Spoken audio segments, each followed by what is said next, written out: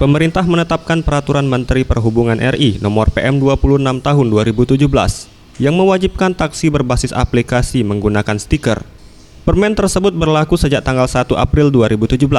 Dalam peraturan tersebut, ada beberapa poin yang harus disesuaikan oleh taksi berbasis aplikasi. Di antaranya wajib menggunakan stiker khusus dan melalui uji coba KIR.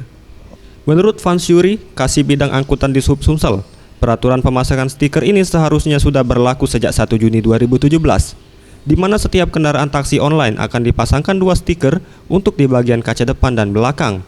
Dan juga pemasangan stiker ini untuk memantau perkembangan taksi online dari jumlah hingga wilayah tempuhnya. Namun hingga saat ini pemasangan stiker khusus di Palembang belum berjalan optimal, karena belum ada satupun kendaraan taksi online yang memasang.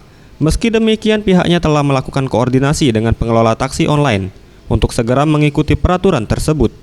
Selain pemasangan stiker, Dishub Sumsel juga akan melakukan registrasi untuk pendaftaran taksi online, serta pemberian kartu pengawasan untuk pemantauan kelayakan kendaraan taksi online yang dilakukan setiap 1 tahun sekali.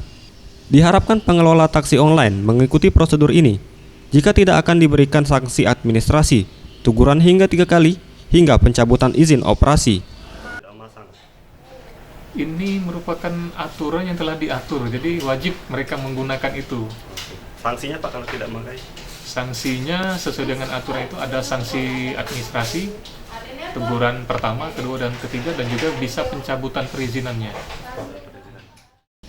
Terkait Permen Nomor 26 Tahun 2017, salah satu pengemudi taksi online menyampaikan sangat mendukung kebijakan ini karena dapat mengontrol jumlah dari taksi online yang ada di Palembang dan juga mengurangi persaingan dalam mendapatkan penumpang.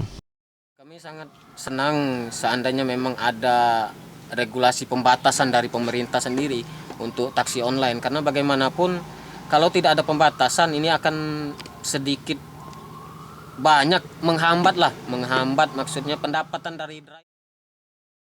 Tim Liputan Sriwijaya TV.